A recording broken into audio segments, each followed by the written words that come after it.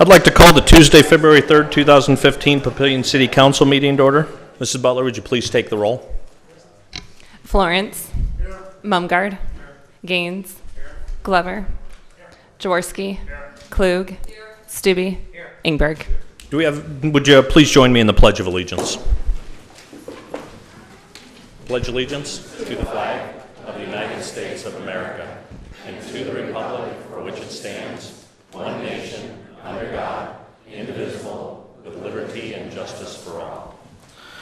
Thank you. And do we have an affidavit of publication on file? That is correct. And a current copy of the Open Meetings Act is in the back of the council chambers. Mr. Hoynes, Administrator's report, please. Thank you, Mr. Mayor, members of the council. Begin my report this evening. If you're not aware, we're going to be asking the council to confirm your selection or appointment to the next police chief in the city of Papillion. I preface my report with that because we're a little bit different. Tonight will just be a confirmation by the council of the mayor's appointment. We plan on having Chief Lyons, I'll be presumptuous and call him Chief Lyons. He's tentatively to start March 2nd. And that day, March 2nd, we'll have a public open house from 4 to 6 p.m.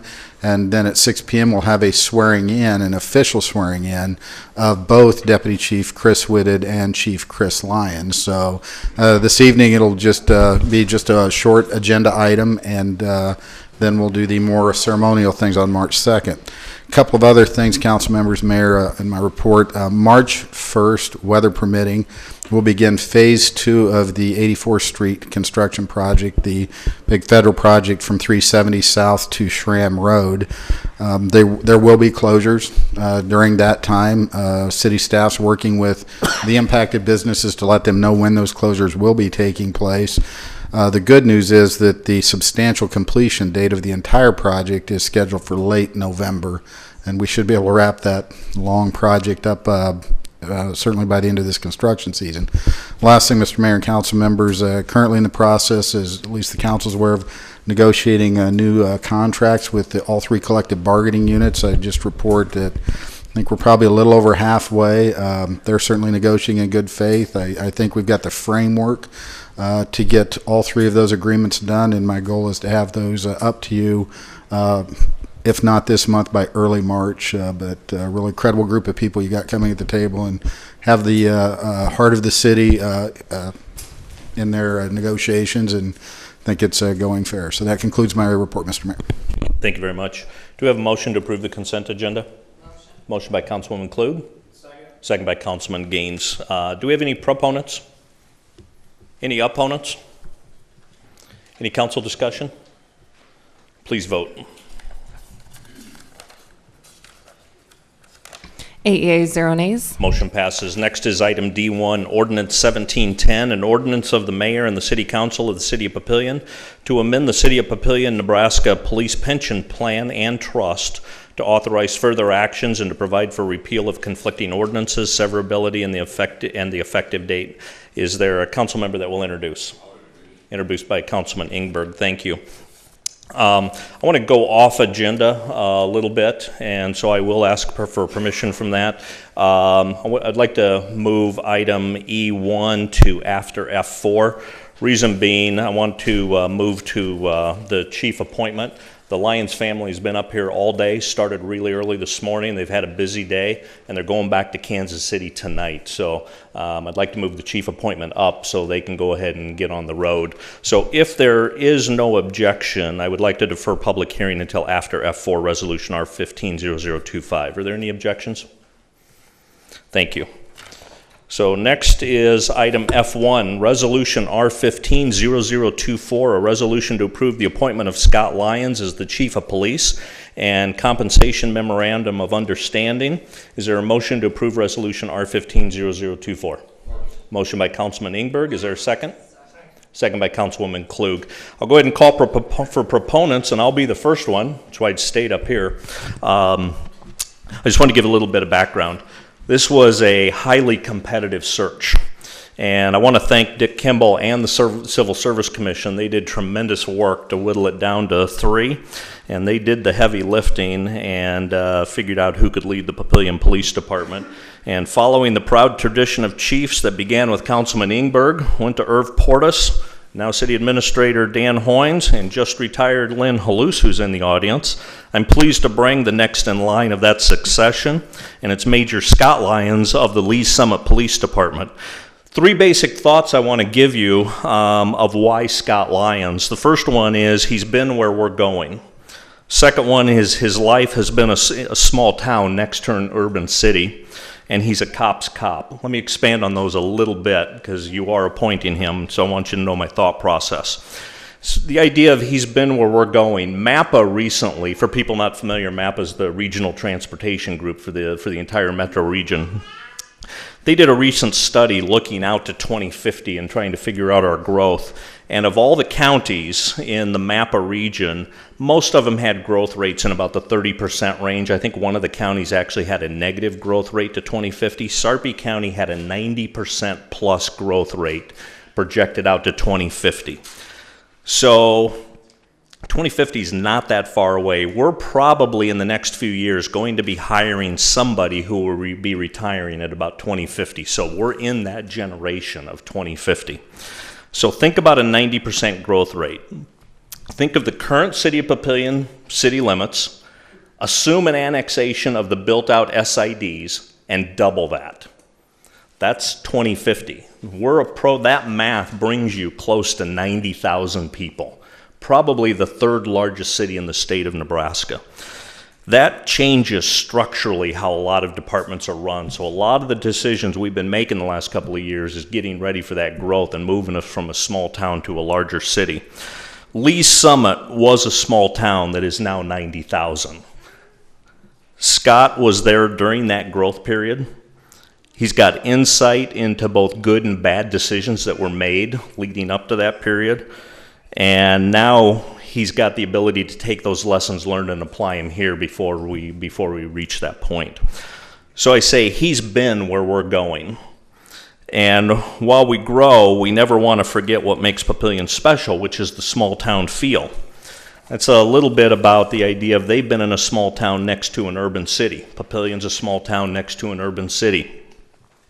A lot of their family and their history and their roots have been in those small towns, the Papillions next to Kansas City.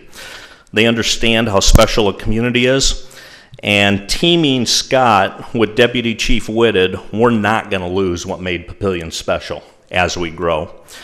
Specifically in regards to policing, I talked about a cop's cop. Our officers will know he's one of them, and I'm going to ask him to share a little bit more about his professional. But for the council, I think what's important, and for the public, 2 important facts. There aren't many departments in the United States that have a lot of FBI National Academy graduates on their force. Papillion's we had 3, we're probably 2. Scott is FBI, and Chris Whitted, Deputy Chief Whitted, is going to the FBI Academy this spring. So it's just a core value of who we are, and Scott brings that. He is an FBI Academy graduate. At the same time, there are not a large percentage of agencies that are CALEA accredited. And you remember, be proud that Chief Halous led us to our first accreditation just a few years ago, and we are up for reaccreditation. Scott comes from a CALEA agency, and Scott managed the CALEA process. And again, I'll ask him to share a little bit more about his background. But before I do that, I just wanted to share that the decision leading to this appointment was probably one of the toughest decisions I've had to make. The Civil Service Commission made it hard based on who they put in those final 3. I want to thank Chris Whitted and congratulate him on his promotion to being the first ever deputy chief for the city of Papillion. Thank him for his leadership while he's also the acting chief. And having insight into both Chris's and Scott's personality through this process and their philosophies, this appointment is more about a team. It's not about Scott. It's about a team of Chief Lyons and Deputy Chief Whitted. I'm convinced we have a national level team leading our police department to that 2050. They're going to be setting the foundation for that 2050 growth that I mentioned. So with that, Scott, would you like to introduce your family and maybe share a little bit with the council? Thank you so much. You bet. I'm here tonight with my beautiful bride of 18 years, Julie, and my son Miles, our son Miles, who's 14, Maxwell, who's 16, and on the end is Grace, who's 10. And we feel very fortunate to be here. This is an exceptional community. It's a great department, and I'm looking forward to being a part of this wonderful city. We feel like this was the best opportunity for us, but it works best because it's for our family, and it was a right fit from the very beginning. And as we went through the steps, it became more clear that this is where we wanted to be, and I'm looking forward to being a part of something special that Chief Luce has left behind, because it is a great place to work and live, and I thank him for that. And it's a great foundation. Just a little bit about my background. You heard a lot about it. I come from a family of law enforcement officers. My father was with a small town, Blue Springs, for 32 years as a sergeant, and that's kind of what I think of when I think about my first police department. Even though they didn't give me a paycheck, I experienced almost everything that he went through and learned a great deal. And then when I got into law enforcement myself, I went to another small agency, which was Raytown, which is surrounded by Kansas City. And then I met my wonderful wife, and we decided to raise a family in Lee Summit. And when I joined that community, it was about this size, about 30,000, something like that, and it grew almost overnight. In fact, they passed a bond issue about a couple of months after I was there to add 25 officers and build a new police department. And over the course of 10 years, we did that. And then when I came back from the drug task force, I encountered a community that had almost lost touch. The police department had almost lost touch with that community, and so we worked very hard to get it back on track and to rebuild everything from hiring to recruiting to the way we do our business on the street, our patrol strategies, and then integrated that with community-oriented policing philosophy throughout the entire organization. And I feel very fortunate because that's a background that not very many people have, and I know that resonates here. But I think more than anything, I still feel like I have a lot to give, and this is the place that I want to roll up my sleeves and get to work. So thank you so much for this opportunity. I'm very honored to be the next police chief. Thank you. With that, do we have any other proponents? If you'd state your name for the record, like nobody knows you. Yes, sir. Mr. Mayor, I'm not really sure how this parliamentary stuff goes, but my name is Mr. Leonard Halous. I live at 651 Caribou Circle, Papillion, Nebraska, 68046.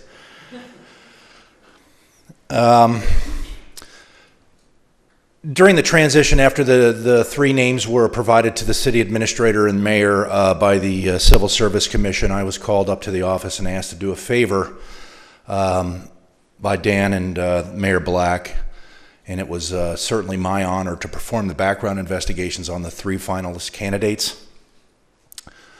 I can tell you that the Civil Service Commission, I'd like to echo the mayor's comments, the Civil Service Commission did a wonderful job in that all three backgrounds, what we found, we found three individuals with absolutely impeccable integrity, fantastic job knowledge, and pretty much limitless potential.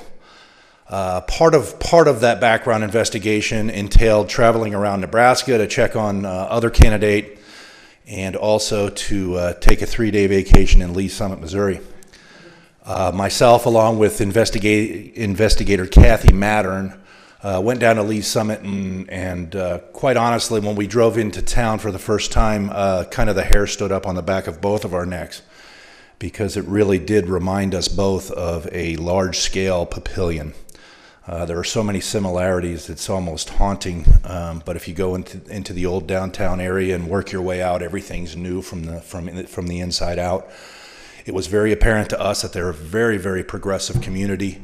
City leadership down there is absolutely fantastic, and a lot of community involvement. We ended up trying to dig up every skeleton that we possibly could, and talked to probably a dozen people, some who Scott had given us names as references, and others who we dug up on our own.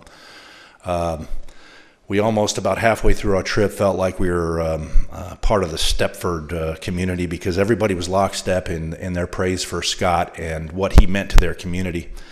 And it was very apparent early on that that community would miss him dearly. I can tell you that kind of what sealed the deal, I think in my mind, as to our comfort level with Scott as a potential candidate for chief, was when we had the honor of visiting him at his home and meeting his family for the first time. His wife Julie, his son, the future governor of Nebraska, Max, mathematical genius Miles, and the little princess Gracie. They were an absolute pleasure to visit with, and when we left their home, we felt entirely comfortable that any one of the choices, the mayor had a great selection and a great series of options. So we came back, and the way it turned out, I think it's an entirely a win-win for the city of Papillion in the fact that you get two for the price of one. Chris Whitted, as you all know, was promoted to deputy chief, and he was my most loyal supporter through my years as chief. He could certainly have done the job as chief, but here again, I think because he was already on the deputy chief's list, that I think maybe our appointing authority found the perfect way to get, as I said, two for the price of one. So knowing what I know about Chief Lyons and knowing what I know about Deputy Chief Whitted, I wholeheartedly endorse both of them, and I know they're going to do great things for this community in the years coming forward. So I just thank you very much for your attention, and Scott, good luck.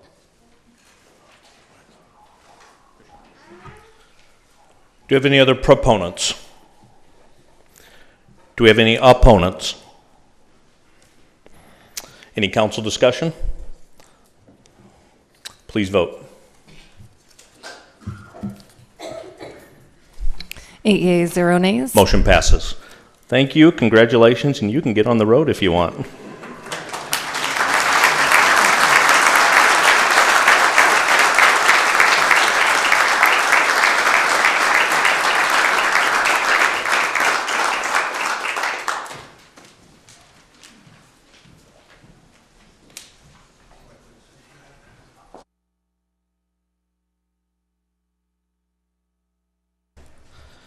They've got a long drive, and Julie's got to get up at 4 in the morning to go to work.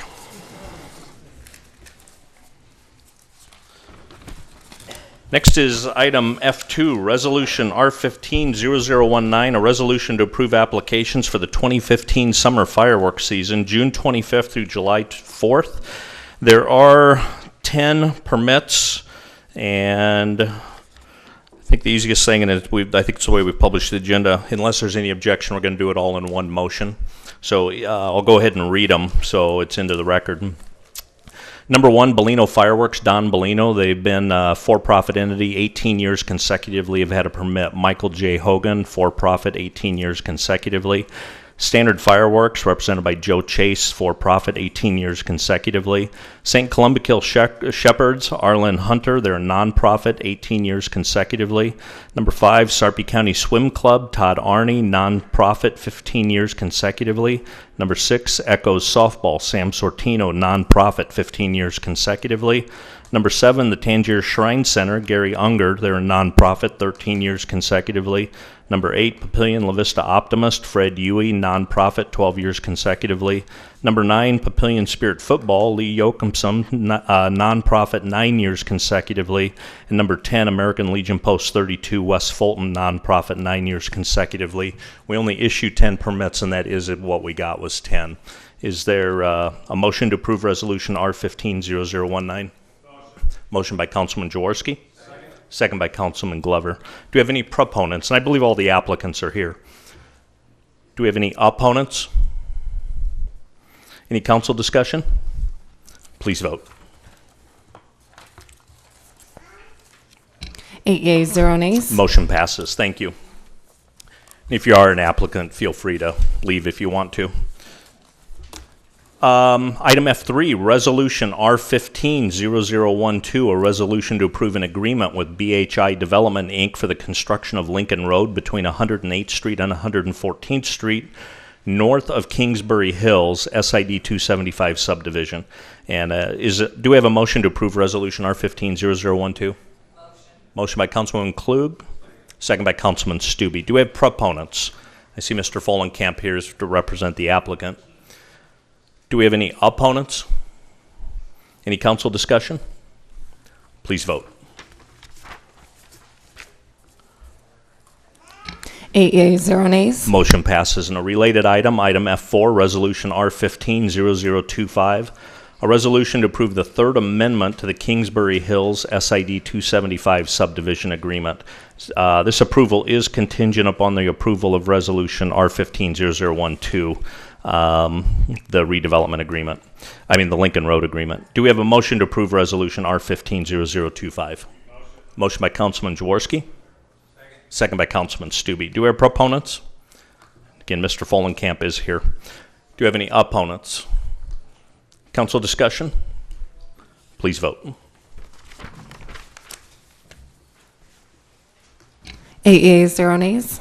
Motion passes. Next is Ordinance 1709, an ordinance to amend Chapter 9, Article 1 and Article 2 of the Papillion Municipal Code to provide for the establishment of a Nebraska Revised Statutes Chapter 16 library, Library Board of Advisors, Library Director meetings, organizations, keeping of records, duties of library advisors, to amend Chapter 130 of the Papillion Municipal Code to be consistent with the adoption of a Chapter 16 library, to repeal Chapter 9, Article 9.3, 9.4, and 9.5, and Chapter 130, 130-1 through 130-6 in their entirety as previously enacted, and to provide for an effective date.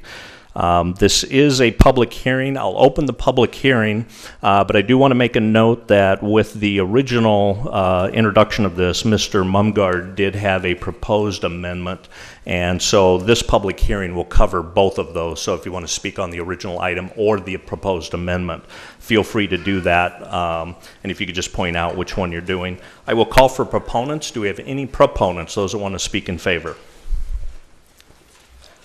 Do we have any opponents?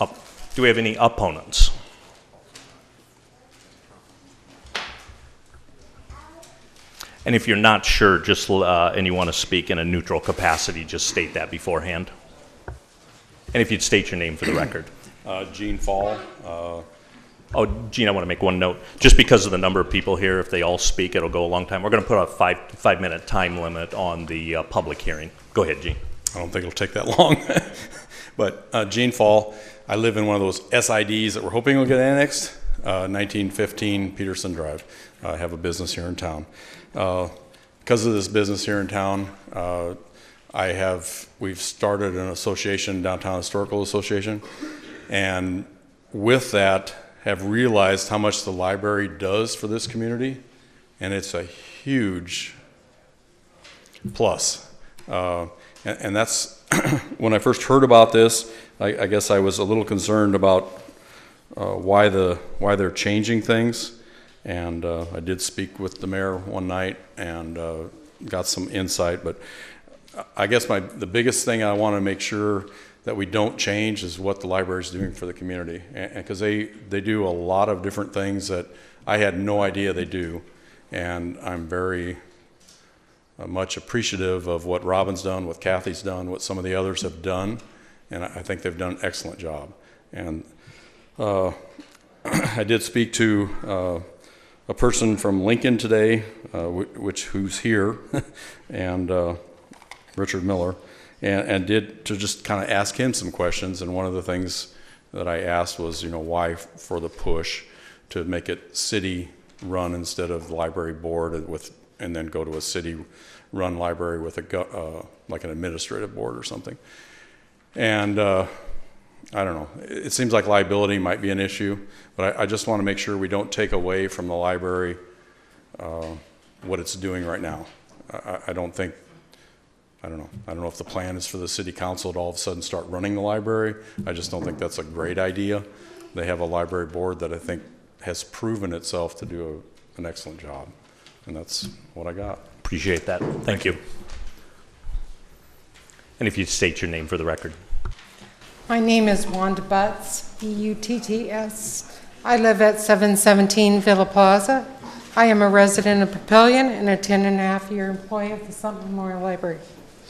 I don't fully understand the whole political process, but I believed it is important to stay abreast of the issues, especially locally.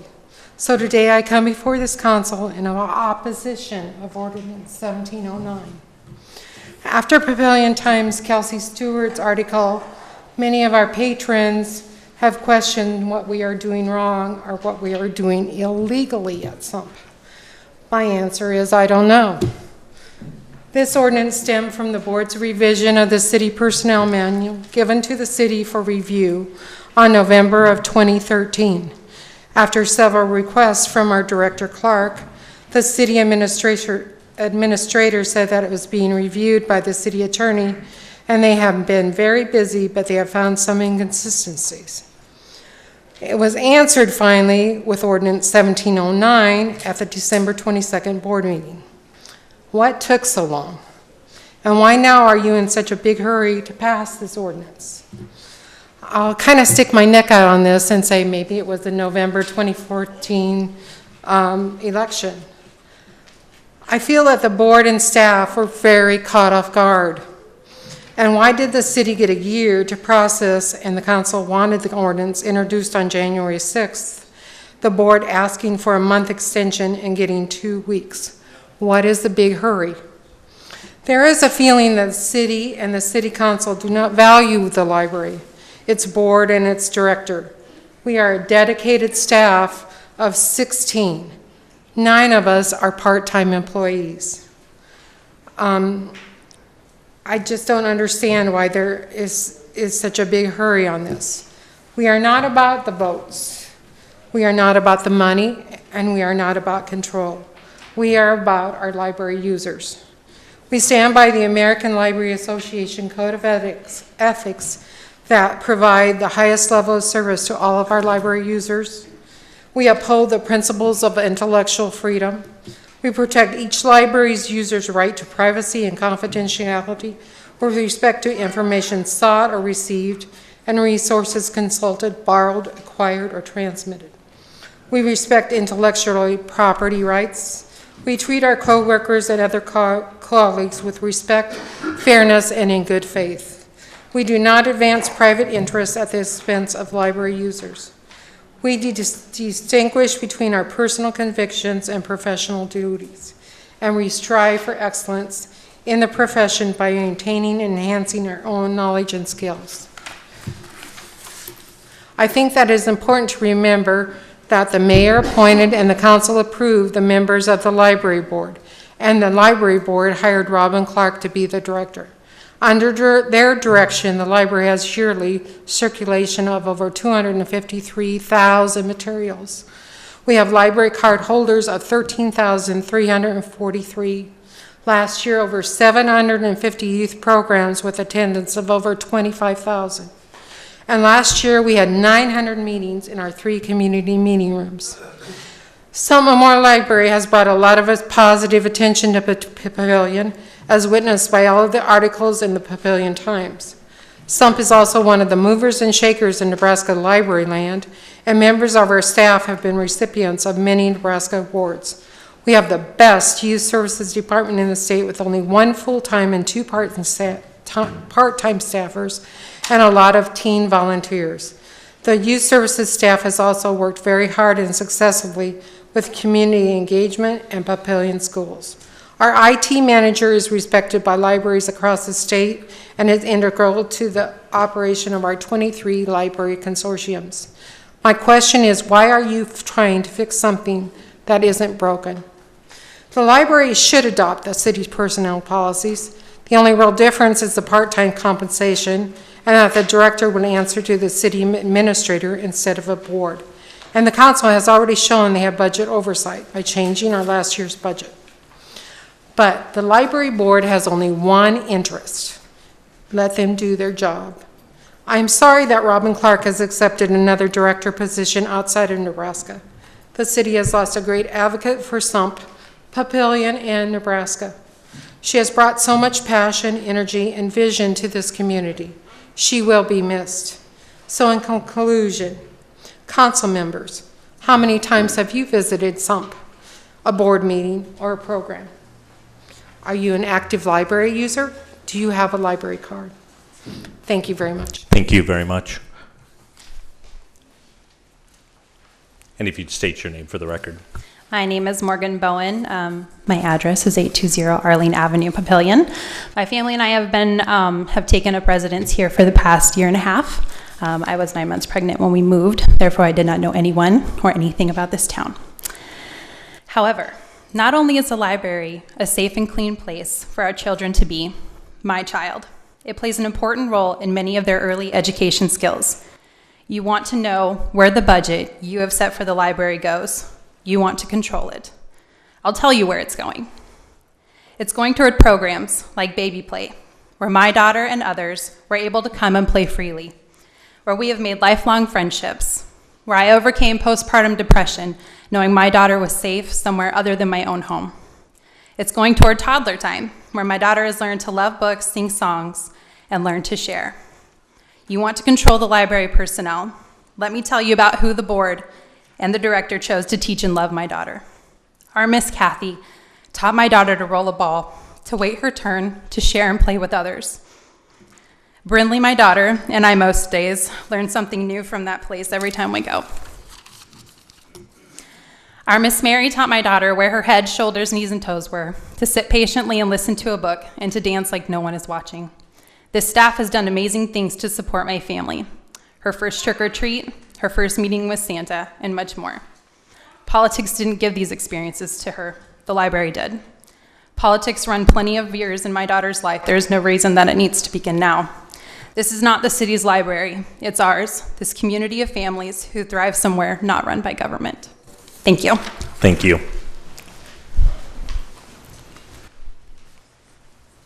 If you'd state your name for the record. I'm Susan McCalman. I live at 1008 Shady Tree Lane, Papillion, 68046. I am the newest member of the Board of Trustees, and I was very honored to be appointed Mayor, this past fall. I'm sorry to interrupt. Yes. Excuse me. I'd like to raise a point of order to address and to avoid what I believe is a potential Open Meetings Act violation. Before there's any further discussion of public business by the library board or any of the library board members. As a city attorney, I feel it's really imperative for me at this point to interject because I just feel it's very important for me to protect both the library board as well as the city. First, I note that in attendance today, we have, I believe, and correct me if I'm wrong, all 5 members of the library board. And you have now identified yourself as one of those board members and preparing to discuss public business. I understand that at the January 26th library board meeting, the board not only discussed this particular ordinance, which they certainly have the right to do in their public meeting, but apparently there was also a discussion about possible attendance at this city council meeting here tonight. And I was not there, but I heard from other attendees that that was a possibility. So the library board is, as you know, a public body which is subject to the Open Meetings Act. I know you publish your own meeting notices on a regular basis, but as of this morning, I understand that there's been no posting of a public meeting by the library board in a place other than where you typically meet. And it really raises an interesting legal issue, and I spent a little bit of time at the end of this last week taking a look at it. And the question is, can a quorum of one public body attend a second public body without that first public body publishing its own meeting notice? And at first blush, I will tell you that I didn't know if it was that big of a deal, but I felt it was important for me to do a little digging on that. And I did. And after reviewing the Act, the Open Meetings Act, as well as related case law, I was able to dig up a case that I believe may be very much on point, which raises the potential Open Meetings Act concern that I have. And so, based on my review of that, I am concerned that any discussion of business in the presence of a quorum of the library board at a second public body would be a violation of the Open Meetings Act. I am aware of a fairly recent determination letter issued by the Nebraska Attorney General's office in a case in western Nebraska dealing with two public bodies.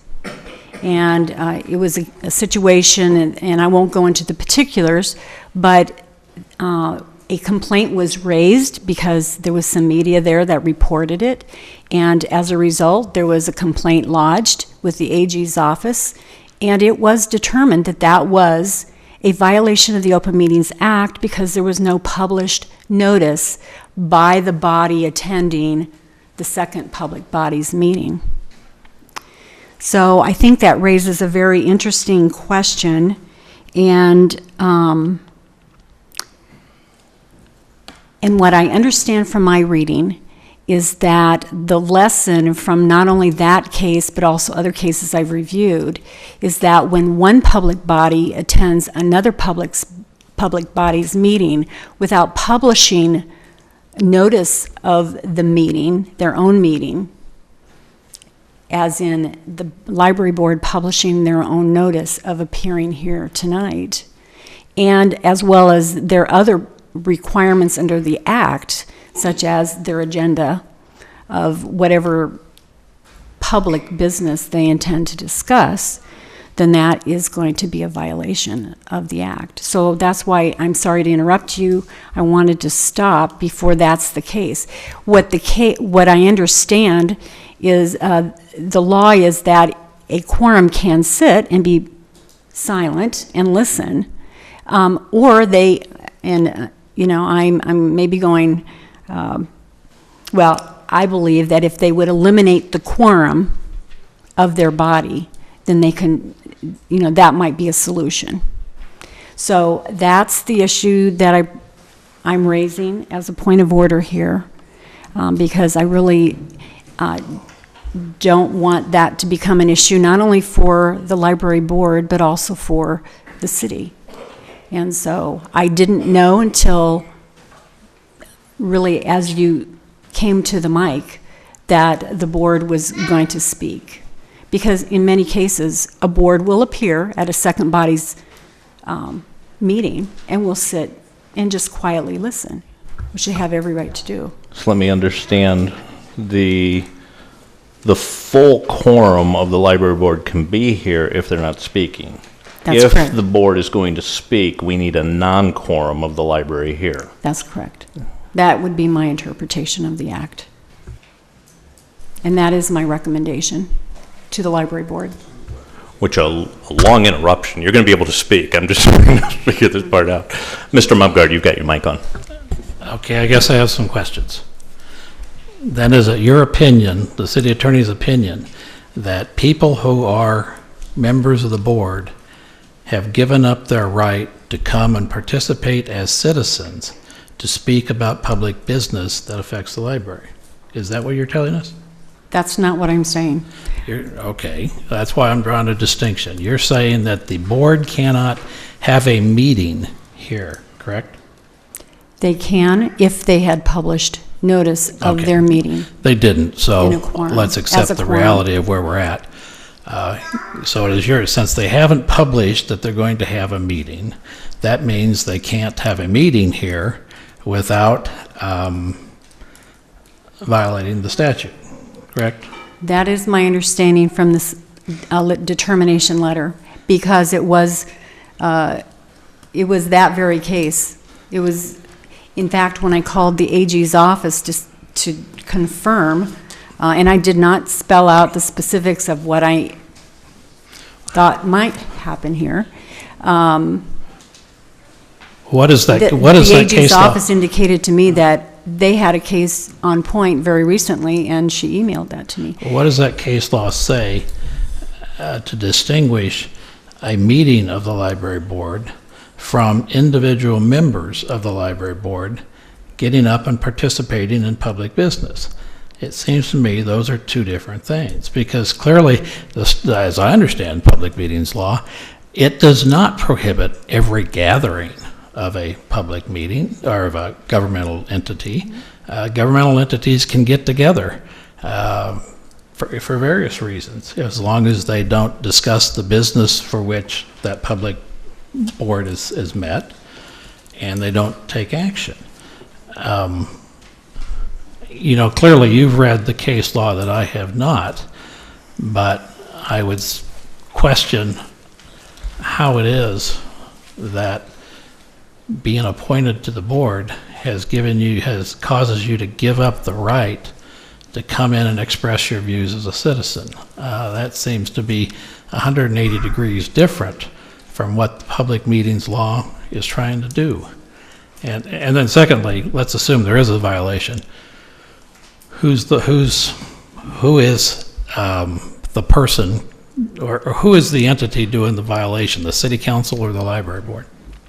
First and foremost, it would be the library board, but in light of the fact that it's a public body within our own city public body, I think it also potentially puts the city on the hook. Well, I think it puts both public bodies on the hook.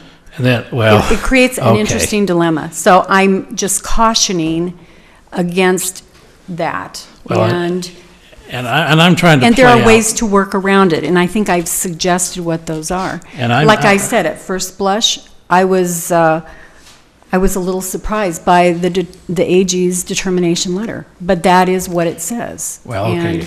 And I'm trying to work out other options. As I understand the law, and you're the city attorney, so you look to your advice, a violation of the public meetings law is a violation of that entity. And so if this is an illegal meeting of the library board is in violation of the public meetings law, but the city council is not. Fair enough? I think there's potential issue for both bodies.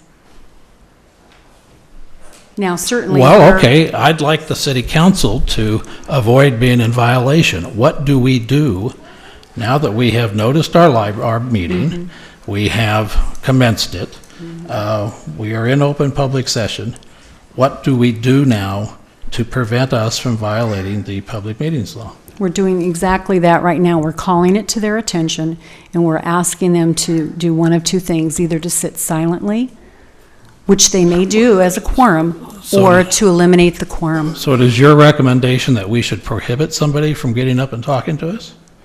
I mean, if you're... That's a very broad question. Well, but that seems to be the result, that if we tell the library board that if all 5 members of that library board got up and expressed their view tonight, are you saying that then the city council has violated the public meetings law? And if so, well then, we better not do that. We should tell those people they should sit down, and we don't want to hear from those citizens because we have made the mistake. Now I'm being snide, I'm sorry, because they've been appointed to this board. Now I'm saying that that doesn't logically fit too well, that if there's a violation, it appears to me at this point, it's only a violation of the library board, not the city council. And so then the library board, of course, gets to choose what they do or don't do. But if there's liability, that's a city entity, so it'd still roll to the city. Well, I don't think it'd be a violation of the city council, but the liability would roll to the city. And that's where I would ask, okay, what is the penalty for violating the public meetings law? Is it a cost? Do we have to pay a fine? What is it? It depends on the case, and the AG's office is, the prosecuting body. I understand, yeah. They make the determination. Sure. It can be anything from a warning to a fine to basically a declaration that whatever action's taken is void. Until that, happens, I can't say. But I'm just raising a potential. I can't say with certainty what would happen. I am raising the concern. And frankly, I will tell you, as I saw a quorum of our Civil Service Commission here earlier tonight, they were very involved with the chief of police process, obviously. I was prepared to tell them the very same thing if one of them had approached to discuss public business. And so I would have done the very same thing. So, okay, now here's, I guess, what I'm willing to do. In my view, the city council is not violating any public meetings law by hearing the citizens. I think that's the purpose of the public meetings law. As I said, you've read the case law and I have not, so if there's a violation, it's a violation by the library board. I'll leave it to the library board members to decide whether they do or don't want to have this improper meeting by expressing their views. I would ask, if this research was being done, was the library board informed of the concerns earlier in the week so they could decide what they were going to do? the issue really came to me quite late last week, and I really didn't know, again, until the end of the week, and I was still putting my information together. Okay, well. And until things transpire here, I didn't know how this would land. And so really I was still thinking through what I would do if this were to come to pass here today. So that's where we are right now. Okay, well, I'm searching for solutions. I believe I've mentioned what the solutions are. In my legal opinion, the solution is either we eliminate a quorum, Well, but your solution is or the body, the library board body, sits in silence. Okay, and your solution is to silence some citizens from participating in public business. I don't think that is probably the best solution. So I would look at it that, well, okay, one solution would be that the library board can get up and violate the public meetings law, and then it'd be up to the county attorney or somebody else to decide whether the city attorney is correct or not and whether they want to prosecute you. Or another solution would be to, certainly I would say that the library board should not have a meeting here tonight. You should not sit and discuss among yourselves. You should not take a vote. You should not do anything like that. You should act like citizens who have a point of view you want to express.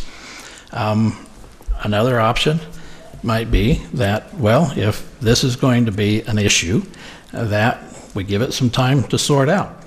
And you may be right, city attorney. I would like to read the case law. If that's the law, then the library board needs to do something different. But I would say we shouldn't ambush the library board by springing this upon them at the meeting and forcing them to sit down and shut up, basically. We should give them an opportunity to act as citizens. If they feel strongly about it, I guess they have the option. They can resign from the library board and stand up and say, I'm a citizen. So I'll ask procedurally, if I made a motion to lay this public hearing over for 2 weeks, so...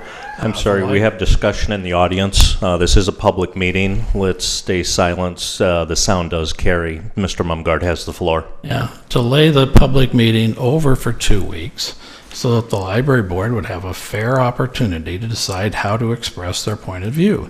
If I was going to make that motion, when would I make it? I think now would be appropriate. I would assume. Motion can be made any time. Can I throw something out there real quick? We have a motion. Is there a motion on the floor? No, not yet. Hold on one I would second. yield to Councilman Jaworski. If you want to turn your mic off and then his will activate, go ahead. Well, I'm just wondering if they come up and just introduce themselves as who they are and their residents, and if they're not a board, will that suffice? I mean, instead of coming up and saying, I'm so-and-so and I'm on the library board, instead of just coming up, I'm so-and-so and I live at. I mean, I don't know.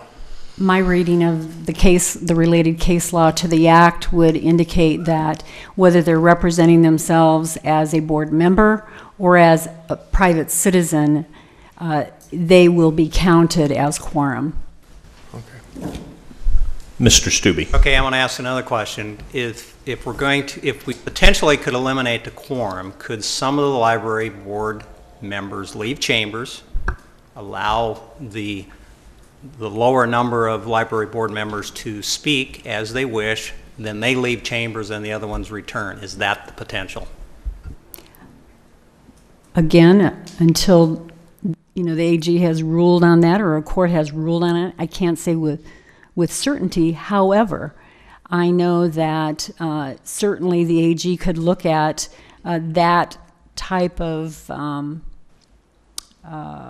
response to getting around the act as being a violation. So I would be concerned of that approach as well. Mr. Mumgard. Well, Mr. Stubbe, I think that's a very good imaginative solution. That it's hard to say that they're participating in a meeting if they are not all here at the same time. If they promise not to listen to this while they're outside there, they can go downstairs and come back up and participate. And then we don't have any more than, I guess, 2 at a time here. We won't have a meeting of the library board. Is that what you're talking about? Oh, I would suggest that that's a very good solution. Thank you. I would suggest, considering we're talking about this, that if 3 of them leave, the potential is there's still quorum, correct? If 2 of them are here, then there's no quorum. By the other 3. But I'd be concerned about if they're simply rotating in, then I believe that there's a basis, yes, for a violation. That would be my opinion. Mr. Mumgard. Well, can I ask the witness? Go ahead. Ms. McAlvin, you're not a witness. Excuse me. All of a sudden, I went Mr. back into the Mumgard. other job. Point Can I of ask order. the citizen a question? Citizen McAlvin, how many members of the library board are here? 5. Okay. Would Oh, 4? there's 4 now. Okay. Excuse me, Mr. Mumgard. I just want to call out one specific detail of this case, this June 2014 case.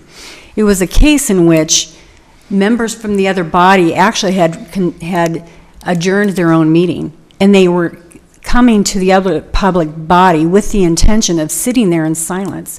It was by virtue of the questions from the city business, from the city meeting, in which they noticed in the audience, they noticed the members of the other body and started asking them questions and drew them into the conversation, drew them into the discussion, and that was the triggering event for the violation of the act. It's a very interesting set of facts, but your questioning and her response, if you get to a discussion of public business, which is the exact language of the statute, and the AG read it very literally, they deem that to be a violation. So I do want you to understand, this is to protect the library board and the city from a potential violation. I'm happy to help you search for another solution, and I'm sure that you have something to offer. But so long as there is a quorum here, I am voicing my concern, and I would tell you, I think you should not. Mr. Mumgard, you still have the floor. Okay, well then I am going to make a motion. I'm going to make a motion for a 5-minute recess so that the citizens who are in this attendance at this public meeting can decide how they go forward and express their views without violating state law as has been advised by the city attorney. And so I would move for a 5-minute recess. Is there a second? Second by Mr. Stubbe. Is this council discussion or does this go straight to vote? Please vote.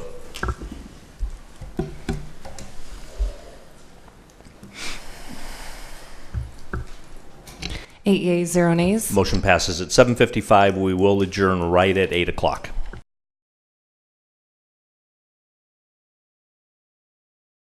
Ms. McKelman's back at the podium. Mr. Mumgard has the floor. We're back in session. Back in session, and you have the floor. Okay. I would at this time make a motion to continue, to recess the public hearing and continue it 2 weeks to the February 17th meeting, so that the library board members and other citizens of Papillion would have an opportunity to digest the legal advice that's been provided and come up with a way to lawfully express their views to the city council. So I would make that motion that we, at this point, recess the public hearing until February 17th. Motion, is there a second?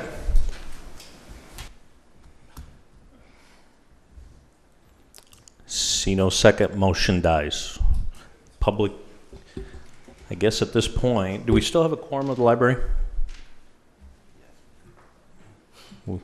We do, so I'm going to ask, I'm sorry, I see one leaving. What's that leave us with? 2? 2. Okay, we'll just wait a second.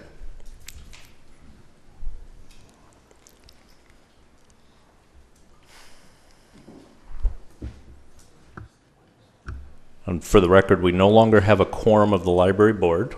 We are in public hearing, and Ms. McKelman's already stated her name and address. That was a long interruption. Go ahead. It was. Yes, it was. I think I'd like to say to City Attorney Rupier, thank you for your due diligence in making sure that we were not in violation. However, I would like it to go on record to note that we would have definitely appreciated at least a quick email to say that you were looking into this and that there might be a problem, and that we could have been prepared a little bit more for this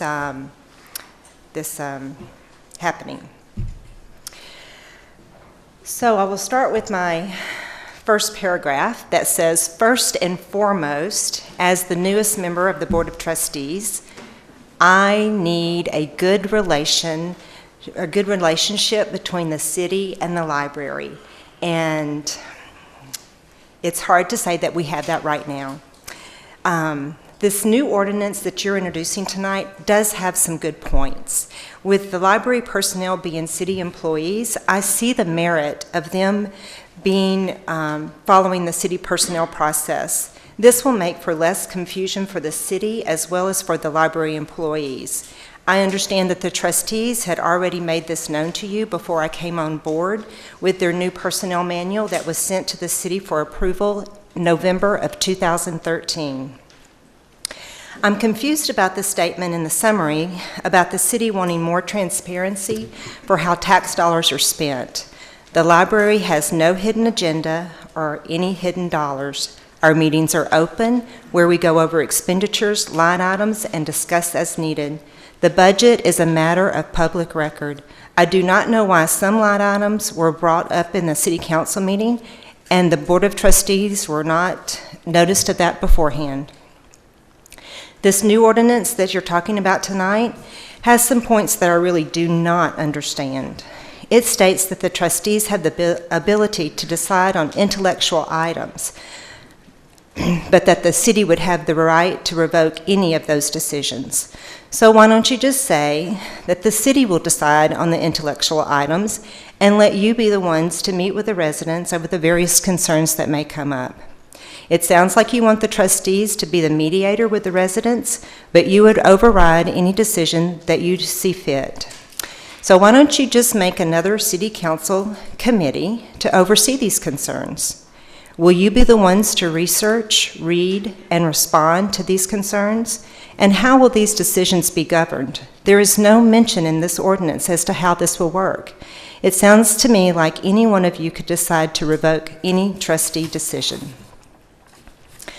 The main point I want to leave you with tonight is in regards to the library director position. The new ordinance states that in the event of a vacancy, which we now find ourselves with, the trustees will have the responsibility to recruit, interview, and submit a name for the city to approve for the position of library director. But in the event of a dismissal, the trustees have absolutely no input. It would be up to the city council to present and vote on a dismissal without any input or knowledge from the trustees. I truly do not think that this is in the best interest of the city, you as council members, the library in general, but most especially, it is not in the best interest of the library director or the trustees. This situation is very similar to that of the police chief. You now have to go to the Civil Service Commission to invoke a dismissal. That is what we ask for the library. In the event there is a problem, you would bring it to the trustees. That is the job that you appointed us for. I'd like to end by saying again that a good relationship between the library and the city is imperative to me. I want transparency. I want you to be proud of the library that we have here in Papillion. You've heard people speak about what that library means to this community. And if you don't personally use our library, I would suggest that you go to your constituents. Ask their opinion. If the numbers that we have, walk through those doors, check out books, or use any of our computers, attend any of the programs, if those numbers are any indication of what this library means, you will find many positive answers. Again, in the spirit of cooperation, I support Councilman Mumgard's amendment to the new ordinance. And please, at any time, join our meetings. They are open. If you have questions, call me. I'll find out an answer if I don't know it, because I need good cooperation. Thank you very much.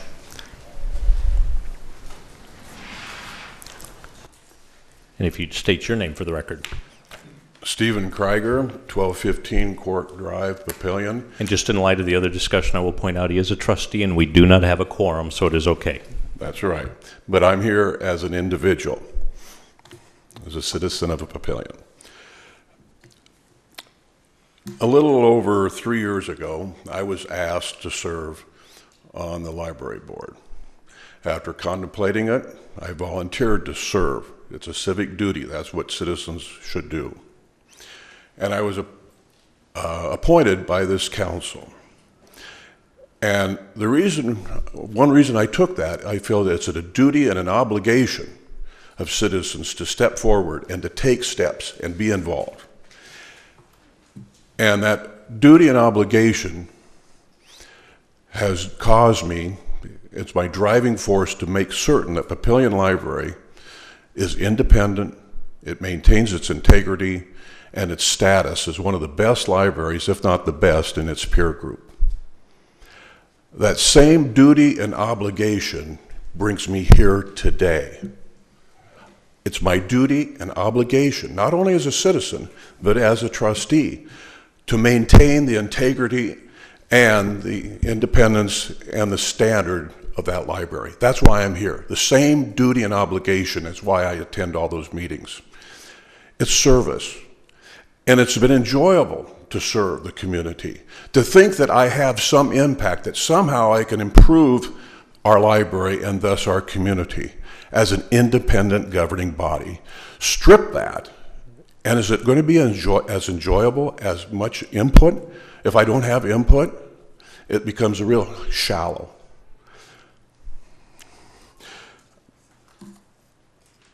The first question I asked, and before he left, our president handed you our position paper. I beg you to read the two questions that we ask. Where have we been deficient? What have we done wrong? Where have the complaints been? Ask that. What have we done wrong? And second, by changing it from a governing body to an advisory board, are you certain it's going to enhance the quality of the library? Ask yourself those two questions. I think there's three misconceptions that are floating around. And I think those three misconceptions certainly address where we are and where we might go. The first misconception is that, well, the current board really is kind of an advisory board anyway, and it's not going to be a drastic change. We just have to tweak it a little bit. I beg you to read Ordinance 9.4b. It says the library board shall establish the rules and the regulations, and that's confirmed again in 130.2. So it's more than just tweaking it. It's a major change. It's a drastic change in the way the operation of the library, a very successful library. And it's my understanding that in 2002 there was a memo from the then city attorney saying, yes, that the library is a Chapter 51, an independent governing body. We have been acting under that. And the ordinance certainly leads us to believe that's where we are, at Chapter 51. Misconceptions can lead to misunderstandings. Misunderstandings can certainly have an impact on how one votes. The second misconception, LB 470, or 16251. The misconception is it's the driving force. It's driving the bus. It's forcing you to make this change. Read it. It ain't so. It states, in fact, even in the background, in the synopsis of this ordinance, it says, pursuant to section 16251. I mean, right out of the chute, you're saying that's why we're doing this. No, read it. It said a city may establish a library. Okay, we're all for that. It said a city may, meaning council, may pass necessary bylaws and regulations. Permissive word, may. Not shall, not required. In other words, an independent board can exist. It doesn't have to be an advisory board. 470 isn't driving this bus. It also says that the city shall approve personnel, administrative, and compensation policy. Shall approve. It doesn't say that the city council shall create or originate. You can approve. You could approve what Robin sent here in November of 2013. Or you could come back and say, nah, maybe let's work this out. It's sitting there in the hopper. But you don't have to create it. You don't have to originate. Again, a misconception leads to misunderstanding. Misunderstanding can lead to perhaps faulty decision making. The third misconception is this very ordinance, 1709, saying that, well, it kind of creates a hybrid board. Again, it just ain't so. Read 9-1. The city council shall govern and manage all personnel issues. Again, in conflict to 470. The city shall manage all financial matters. Where's the hybrid in this? 9.3 shall basically have complete control over the library executive director, hire and fire without cause. Where's the hybrid in this? 9.4C softens it a little bit, puts a little damper on it.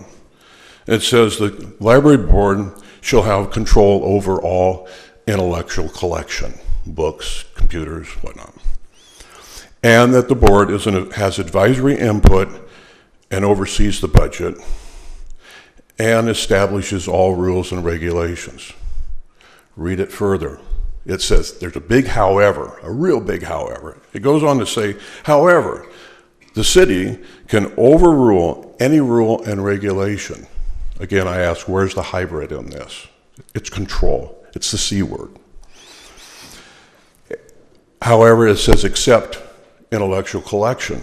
However, you would have control over time and place and manner of that collection. Equals control. Again, a misconception leads to misunderstanding, which can alter a vote. So where do we go?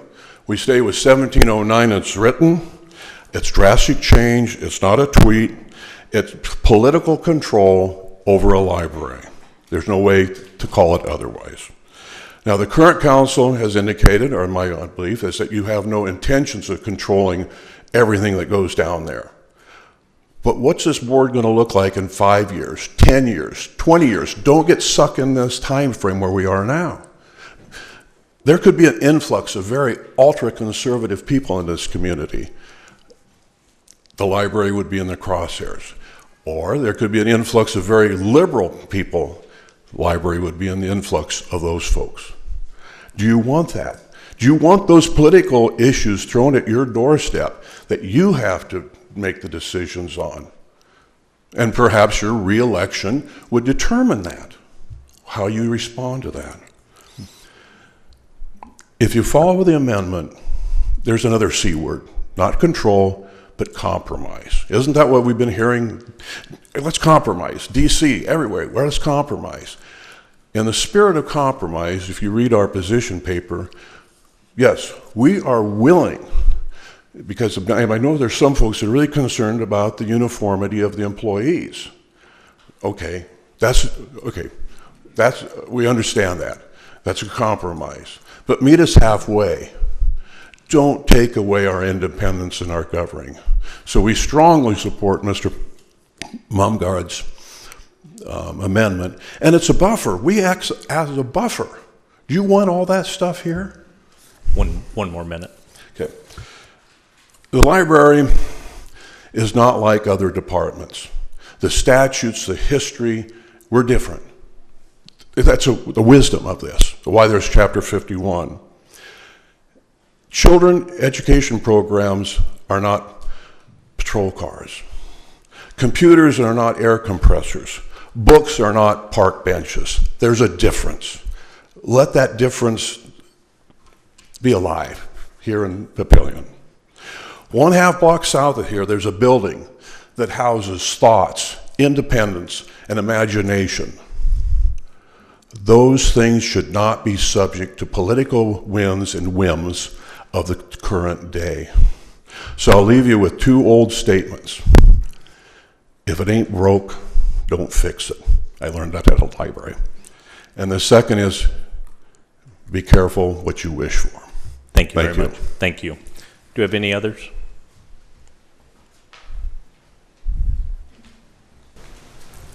Again, if you'd state your name for the record. Jane Nielsen, 2202 Glenwood Avenue in Papillion.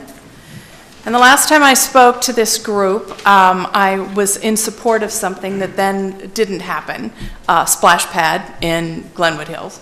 So I did not check proponent or opponent on this issue. I'm not going to go down that road. I do just want to say Papillion is a great place to live. We have an awesome mayor and a wonderful council. They are accessible. I've spoken to several of them on this issue. And I'm just here to tell you how much I love the library. I went to my first library when I was 6. I took my children to the library. I have a Kindle and I have an iPad, but I still go to the library. When I first moved here, I lived in an SID, so I gladly paid the fee to use the library. I had no problem with that. I've checked out books and CDs and videos. I've used the computer and the printer when I didn't have a printer at home.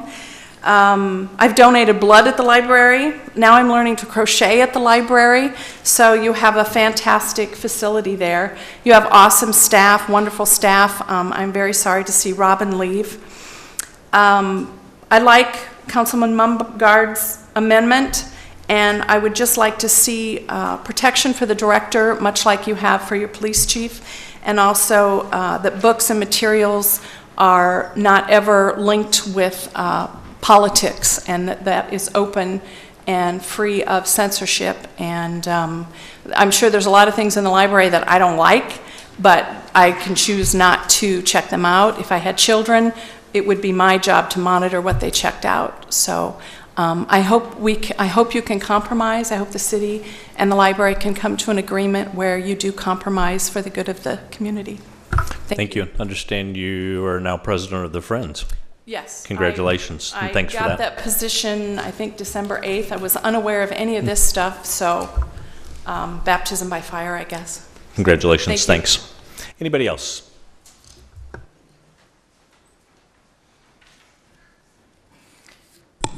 My name is Becky Sims. I live at 2003 Dana Lane in a SID that I hope that you will annex one of these days. I am a professional librarian. I was director of the Offutt Air Force Base Library for 16 years. We did not have a library board, advisory, or governing. What we had was a series of military people coming and going who had never supervised a library before in many cases. The difference was they attended classes on how a library works, how the funding works, the ethics, the practices, the professionalism in the field. And so not having a board worked because those people were committed to learning about how a library works so that they could run it effectively. Now, we did have regulations. We had regulations like this that we had to follow. I ask you, is that the route you want to go down? If you decide to remove some of the power from the governing board, which is your decision, of course, are you willing to make that commitment to go to class, to learn how a library really works, to study the ethics of librarianship, to be able to deal with the questions that come from the patrons about why? That's something you need to think about and decide. So I have. Thank you very much.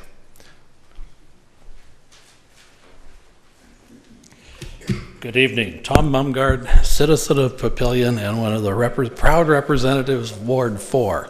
I'm not going to stand up here and make a pitch one way or the other. I just want to publicly clarify for everybody what my proposed amendment does or doesn't do and how it might differ from the original proposal, so that at least we're all working under what might be the best information.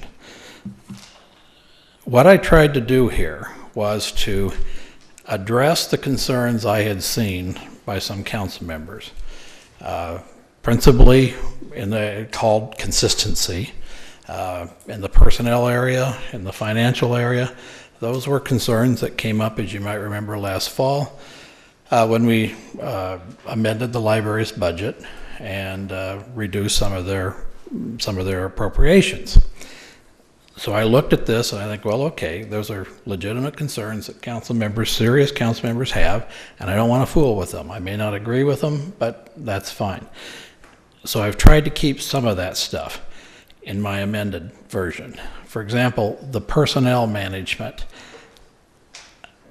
All the personnel management that is set out in the proposed ordinance is the same in my amendment, other than with regard to the library director. So all of the employees would be handled in the same way as all the other employees of the city of Papillion.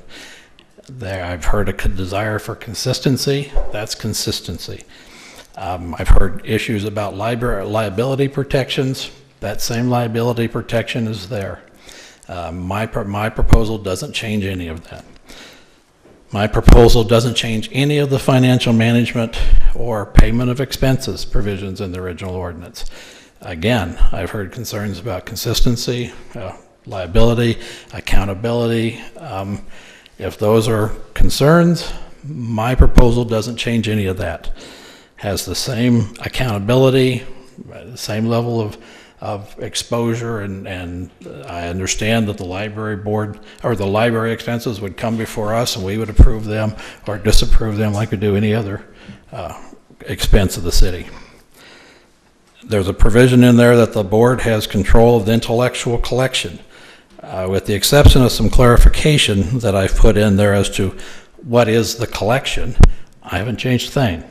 I think that I commend the drafters of the original for at least saying that. and that's going to be the policy of Papillion. That's a good policy. I like that. Hiring of the director. I haven't changed that except for some clarification. I needed to clarify in there, well, okay, when you get down to the two nominations being turned down, what happens next? I just thought it read better if we just said, well, then the city decides. So hiring of the director, I'm not suggesting we change the original proposal. But when it comes to firing the director, I do. Under the proposal, the city administrator could fire the director apparently at the direction of the mayor and council because that's who the city administrator works for. I have proposed instead that yes, the director can be fired by the city administrator, but with cause and in writing. Kind of the idea, if you don't have cause and you can't put it in writing, then maybe you ought to re-examine why you're firing the director. So simple little thing. And then the city administrator would have to get the approval of the majority of the library board. 3 out of 5 people who've been appointed by us. Apparently we think highly of their intelligence and judgment. So it would just simply be the city administrator could fire the library director if he put it in writing and had cause and got 3 library board directors or library board members to agree. Now, the consistency argument that I've heard, I would point out that that's consistent with what we do with the police chief. The guy that we just appointed tonight, we can't fire him without the approval of the majority of the Civil Service Commission. And that's by state law. And I wonder, why is that? And I think it's pretty clear. People who wrote the state law didn't trust people like us not to fool around with the police chief for political reasons. I won't debate whether that's a good or bad idea, but it's in state law, it's the rules we work under. And so if you're gonna, tie your wagon to consistency, let's make it consistent for the library director, just like we do with the police chief. See, and I think that for many reasons, the similar insulation between the city, political arm of the city, and the library activity exists with libraries as they do with law enforcement. And the wisdom of that state law, I think, should also be applied in our ordinances. Now, I also eliminate some language in there that allows the city council to override, well, I mean, first off, there's language saying the library board can make rules and regulations. And then it says, but the city council can override all of those. I see that as giving with one hand and taking back with the other. That, we heard if it ain't broke, don't fix it. I'd also point out that you often hear the devil is in the details, that the person who can make the rules and regulations can say a lot about what's in that library. And so when the ordinance says that the board gets to set the rules and regulations and says, oh, but only if we agree with them, you're really not telling the board they can do anything. The rest of my changes, I think, are just clarifications. I didn't really mean for them to have any real substantive effect. I'd be glad to discuss any of the changes with you, and that's why I brought forward the amendment. Thank you. Thank you very much. Do we have anybody else that wants to speak?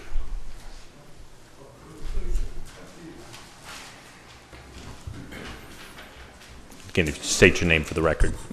Richard Miller, 2420 South 38th Street in Lincoln. I'm not a Papillion resident or an SID resident who wants to be annexed, but I'm here tonight for you. I want to bring your attention to something that I think is a mistaken idea. Interrupt you real quick. I'm sorry? Interrupt you real quick. You have an official capacity with the state, yes, don't you? Library development. Just for our education. Yes. Library Development Director, Nebraska Library Commission. Thank you. The state agency. Thank you. Sorry, I missed that. Thanks. When LB 470 was passed and signed back in 2012, I did my best that would not pass. A little history of the whole thing. That bill, which talks about personnel policies and administrative procedures, which Ed has already read to you, so you know what that is. That was passed basically at the behest of one of the members of the League of Nebraska Municipalities from a small town in western Nebraska. I debated with her in an open forum, and she and I agreed to disagree, I guess, at some point. But after LB 470 was passed and then signed by the governor, I regret what has happened. I'm not saying that I was prescient and knew what was going to happen, but I think it's been a mistake. And Rod Wagner, who is the state librarian, agrees with me. And I believe that the Nebraska Library Association, which is the state association of libraries in our state, also agrees. When the testimony was made on LB 470, the commission took a neutral stance. But Rod Wagner told everybody that because there was this concern about liability, in particular about personnel, that the commission would work to put together some guidelines and training for personnel. Now, we actually didn't do it, but our regional library systems, of which there were 6 and now there are 4, worked with Susan Sapp, an attorney in Lincoln, and put together a template for personnel policies that would pass muster and avoid liability. So that's been done. I work with all 272 public libraries of this state, if they ask. I will tell you that I have seen more mistakes that possibly could bring about liabilities by elected officials, city or village clerks, than I have of library boards. A couple of examples without names. A community, a second-class city, in which the mayor put the library director on, for 6 months, probation. He had no right or power to do that, but he did it. That library director didn't come off probation at 6 months, nor was she reevaluated. She finally quit after about 9 months. I think that's potential liability for the city. If she gets angry enough about it, she could very well, get into the city's pockets. It's not going to be the library board that she sues. In that same community, there is a city council member who attends every library board meeting. I was at least 3 of them. His wife is a library staff member. He speaks, he interrupts during library board meetings, not during public hearing sections. I could give you a lot of other examples too, but I won't. This is the kind of thing that I think I've talked to my boss, Rod Wagner, and at some point I think I'm going to have to send a long letter to Lynn Rex over at the League of Nebraska Municipalities, because I think that the difference between the League and the Nebraska Library Commission is we are a state agency. We work for all the people of the state. We are not beholden to members. I think the League is beholden to its members. I think that was a mistake. I think you and every other city council is fooling itself if you think by turning your public library board that is governing into an advisory board that you're going to solve some problems. Everything's going to be consistent and you'll avoid liability. I think there's always room for liability. And I don't think this is an issue that is going to solve that. Thank you. I'll be happy to answer some questions if you like. Thank you very much. Sure. I believe Mr. Mallory. My name is Mike Mallory. You're usually on the other end of the microphone. Yeah. If people are not aware, Mike is on the Planning Commission and also on the Board of Adjustments, and thank you for all of that service. Yeah, well, in the interest of full disclosure, I belong to several other organizations, but I don't think we have a quorum here tonight, so.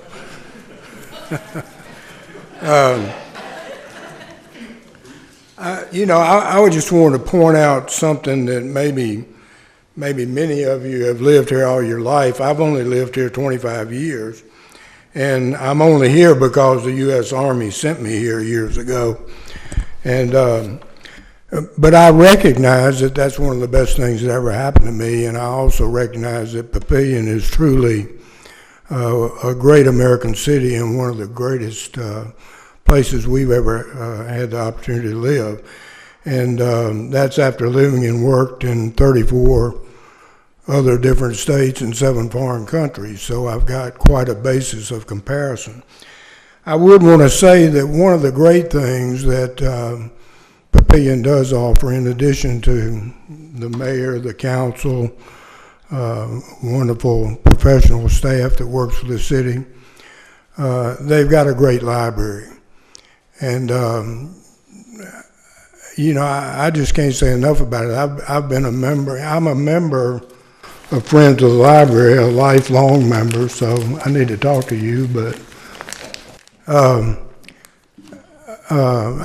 kind of a library person, and I have Kindles, and I have iPads, and I have computers, but there's nothing like holding the book as far as I'm concerned.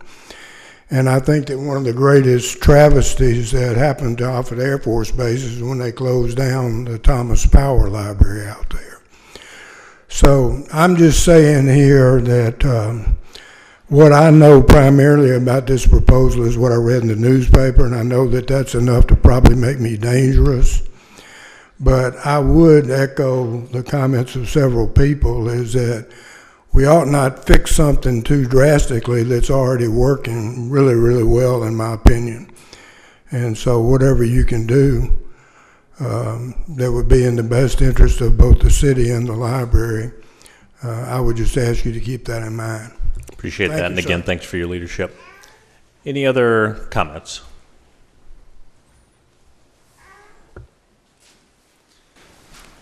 My name's David Strapping. I'm a resident of Papillion, 2112 Crestridge Drive, and I've been a resident since November 2009 with my family. I've personally witnessed my child flourish under the programs offered by the Sump Library. We have education and learning activities, from learning sign language in the early weeks of her life to learning colors, numbers, doing crafts, socialization with other children. The value of the library is unseen for people who are not able to maybe attend the library during daytime hours. Research demonstrates that kids are becoming better prepared with the type of offerings that the Sump Library currently offers. In fact, we would not like to move away from Papillion just because of the library. I have had other opportunities, and I currently am interviewing for another opportunity, and my wife and I would like to stay here because of the community that Papillion is, and for this 10 to 15 years of my daughter's life, the library is part of that experience. Employees of the library have continuously extended themselves and their expertise to help us find reading materials which enhance our child's learning and development and promote her education during the early years of her life. Making changes to an already successful enterprise seems questionable.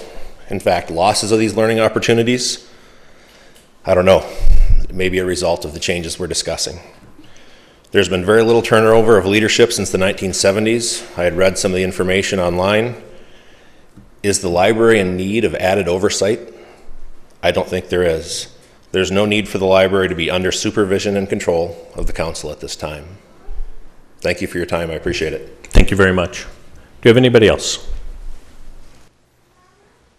Last call. I'm going to go ahead and close the public hearing. Next on the agenda, committee reports. Oh, Mr. Florence. Yeah, on this, I would like to move to waive the third reading and do a vote tonight. Just by way of explanation, I'm not going to be here on the 17th when this would come up for vote, something I already had planned. We could move this to the March meeting. When you have an issue as divisive and volatile, emotional as this, I think just pushing it out is not a good thing. It's not good for anybody. So that's my proposal. So there's a motion on the floor to waive third. Just for point of reference, this takes a supermajority, so it would be 6 of 8. Is there a second to waive third? Second by Councilman Glover. Council discussion. Mr. Mumgard. I'm going to try to be consistent because that's kind of been the word for tonight. I have routinely opposed and voted against waiving third readings. I try to do so and go along with that only when it's a matter that really doesn't affect people very broadly, really doesn't generate much interest one way or the other. I think it's a bad practice to deviate from the standard 3 meetings that we do. 3 meetings that in fact are required, I believe, by state law and echoed by our ordinances. That's why it requires a supermajority. It's something that, you know, has some impact. I have often sat and pondered, well, what's magic about 3 readings? And all I can come up with is, I think, a very good reason, that it helps us to first show the respect that we should have for the views of our citizens. 2, it helps us make a better decision by thinking about the views of our citizens. That's why the second reading, the public hearing is on second reading, and the vote is 2 weeks later. And that the idea being that we get to hear from the citizens, and then we're supposed to sit back and think about what they told us. I think that in many instances that's a good thing, because I certainly have changed my mind about how I felt about something after hearing citizens talk, and have some time to think about it and maybe contact them and ask them additional questions. So I've always been against deviating from that goal of including the citizens in the decision, not just the process, but in the decision as much as possible. Also, I mean, certainly, and I understand council members, the need, you know, we're all gone occasionally, and I want you here for the vote just like you want to be here for the vote. But the answer is not to go away from the 3 readings. The answer is instead, unfortunately, to delay the vote 1 more meeting. That is a much more palatable and good policy reason way to do that. If we don't, you know, we've heard tonight from nobody in favor of this. No citizen spoke in favor, and 9 people spoke against it, expressed their views. It's been in the newspaper that we wouldn't vote until 2 weeks from now. I take it that citizens of Papillion read that newspaper, both of them, and there are people out there who are expecting to have 2 weeks to be able to talk to us about this stuff, you know, to build on what was said tonight. And if we don't give them that 2 weeks, so I think we've done them a disservice. And then secondly, unfortunately, and I don't think this is what's happening here, but we give the impression that what these 9 citizens did tonight was a waste of their time, that we should have, we had our mind made up, we're ready to vote, we don't need to think about what they had to say, and I don't want to even give anybody that impression.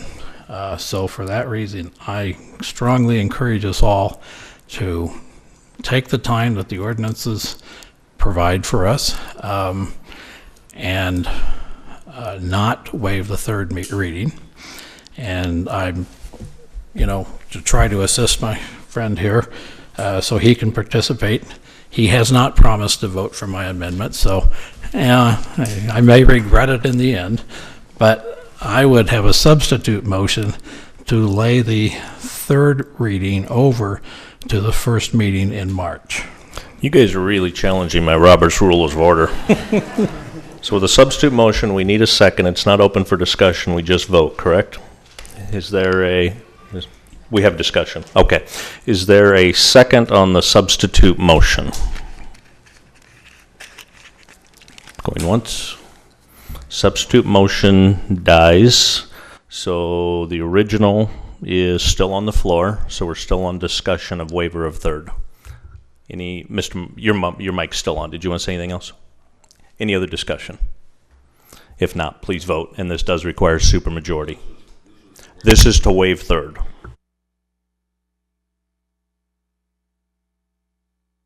Six yeas, 2 nays. Nays by Councilmembers Stubbe and Mumgard. 6-2, so that is the supermajority.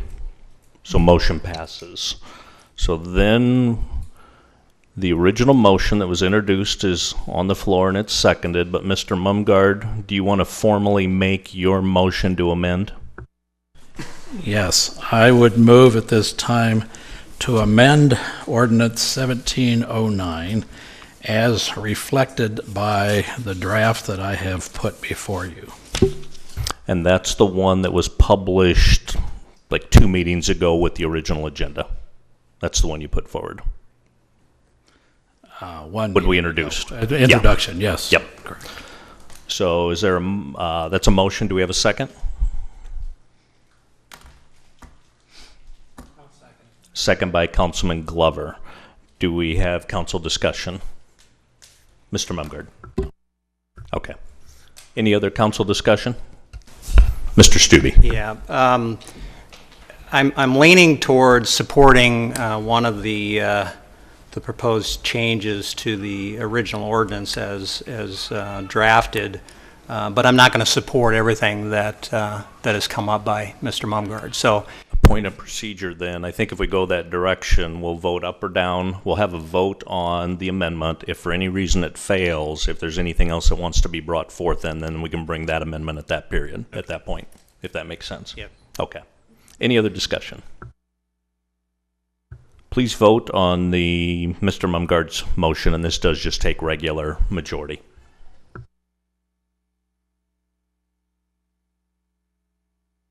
One yea, 7 nays. Nays by council members Jaworski, Klug, Stubbe, Ingberg, Gaines, Glover, and Florence.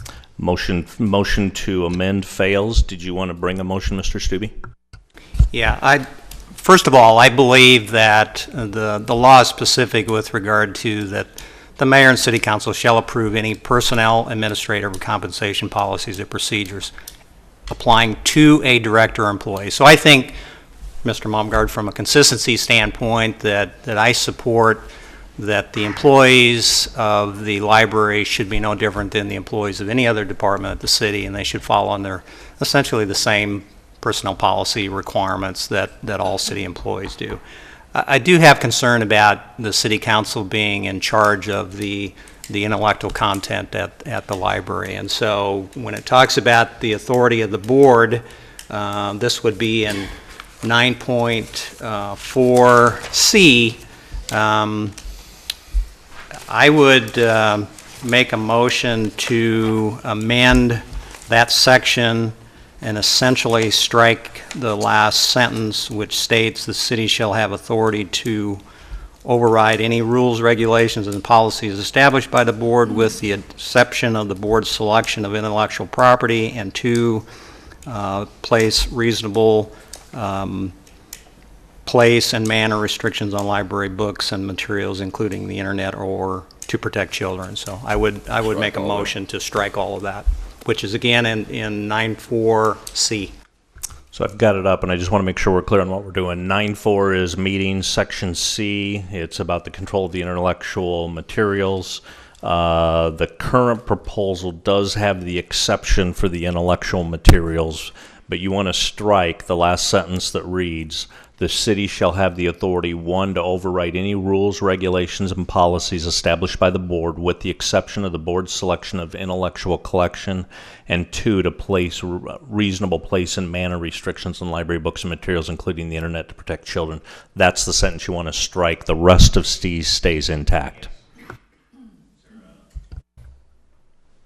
Is there a second on that? Second by Councilman Mumgard. Discussion or clarification? Mr. Mumgard. Mr. Stubbe, I notice, okay, now you're talking about the sentence that's in 9-3C. 9.4C. I'm sorry, 9-4C. Yeah, you're right. That sentence also appears in 130-2. Do we want to make the same change there?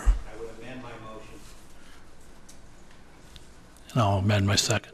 Can you clarify where you saw that again, just so we've got it for the record? Well, the one I'm working with says it in 130-C. Article 1? Rules and Regulations.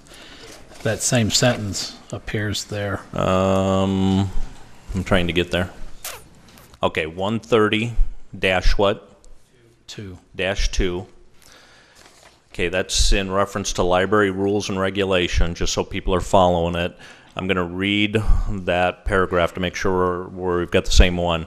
So what you will leave intact is the first part of that says the board shall establish rules and regulations for managing the library board. I mean the library, is that the piece? For the preservation and efficient operation thereof. That'll all remain intact. What you're proposing to strike then is the last sentence, which reads the same. The city shall have the authority to override the rules, etc. Yeah, I think that's your goal, isn't it? Who made the second on that? I did. Okay, so you're okay with that? Okay. Striking the same language on both. Any other discussion? Any questions in regards to that? Please, Mr. Florence. And so as I look at this, I'm a little, it's a little confusing what we're trying to accomplish here. So when you have the city shall have authority to override any rule, regulation, and policies established by the board, with the exception of board's selection of intellectual collection. So that takes manuscripts, books, all that stuff off the table, right? Very clearly it says, with the exception. And then it says to place reasonable place and manner restrictions on library books, which I don't know why that's in there, kind of contradictory, including internet to protect children. And here's one of the things as I look at this whole issue, is you can't separate really what goes on at the library from what goes on in the city. Now, I'm going to be careful here because I don't want people to get excited about this. But if the library puts together rules and regulations as it results to, let's say, things that might affect workers' comp, sexual harassment, and there's lots of rules and regulations that go on unrelated to books and how the libraries run, what is offered. And so that's where I think we have to be careful, and we can't change up the two. And the reason I'm going to make this point is everything the library does that might impact the city, create a lawsuit of one type or another, right, is going to impact the city financially. And so as much as we'd like to be independent, as much as we'd like to be separate, the truth is there's no separation, because the library depends on the city for funding, and the city depends on the taxpayers. But they're linked, and they always will be. And where I think we want to be very careful is to make sure that the intellectual properties aren't politicized, as this group said. And I'm in full favor of that, but I think we have to be careful. The library is different than it was 100 years ago, as much as it's the same as it was 100 years ago. You now have the internet. I happen to be a library member. I have a card, and when I go in there, you know what? There are lots and lots of people at the computers, maybe more than sitting in chairs reading books.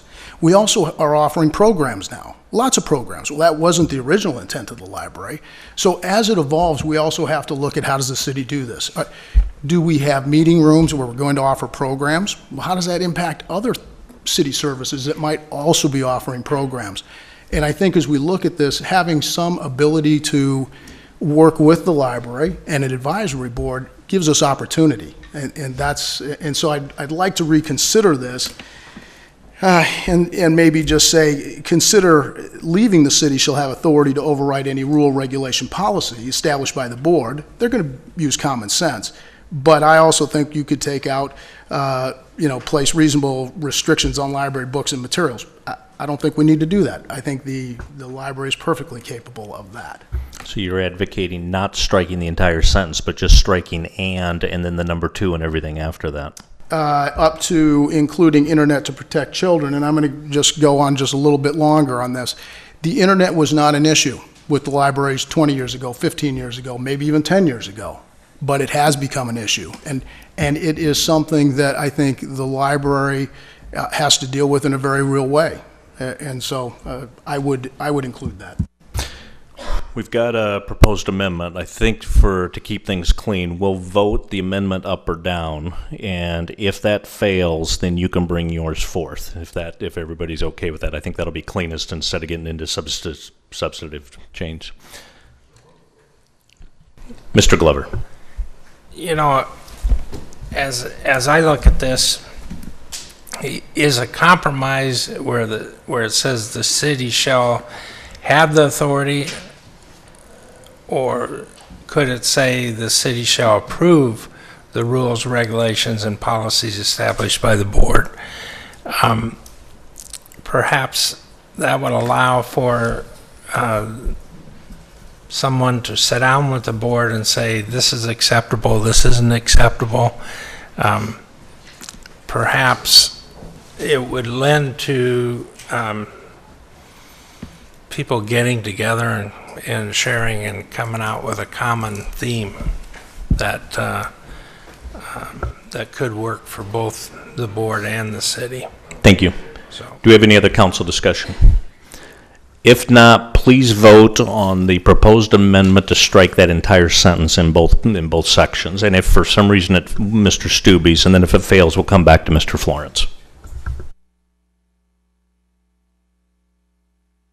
Go ahead and vote. 2 yeas, 6 nays. Nays by council members Jaworski, Klug, Ingberg, Florence, Gaines, and Glover. Motion fails. Mr. Florence. So I would just leave that last sentence intact with the exception of I would take out from and it has the 2 in parentheses to place reasonable place and manner restrictions on library books and materials, and I'd strike that. So you would strike from and until the comma following materials. Correct. And so what it will end up reading is the city shall have the authority, I'd strike the 1 then I assume for cleanliness. The city shall have the authority to override any rules, regulations, and policies established by the board with the exception of the board's selection of the intellectual collection, including the internet to protect children. Correct. Does that read appropriately? It is. So that's a motion to amend. Is there a second? Second. Second by Councilman Jaworski. Council discussion on that. Mr. Mumgard. Okay, I understand what you're trying to do, but I look at this and I think you're not achieving much, because if the city has the authority to override any rules, regulations, and policies established by the board, except for the selection of intellectual collections, that would, for example, allow a city council to say, sure, library board, you've got a book that we very much disagree with. And we have a whole bunch of people here in this chamber saying that library shouldn't have this immoral book. And the city sits there and says, well, gee, we don't have the authority to say they can't select the book, but we sure have the authority to say that book is going to be kept in the basement under lock and key, and only people who are 35 or older and don't live in Papillion can see that book. Because we would have the authority to impose rules and regulations and policies in every way as to how that book is displayed, who gets to talk about that book, whether it's ever advertised, whether it's on the card catalog. We just wouldn't have anything to say about the selection of that book. We also would have the ability, let's say that the library wanted to bring in a presentation about something that generates controversy. Let's take something that's in the news very consistently. Let's say same-sex marriage. Let's say that the library wanted to bring that in. Well, we would have the ability to say, no, you're not. Or maybe even say, well, yeah, you can bring that in, but again, it's going to be in the basement under lock and key. So I give you credit for trying, but I don't think we get very far. So I would suggest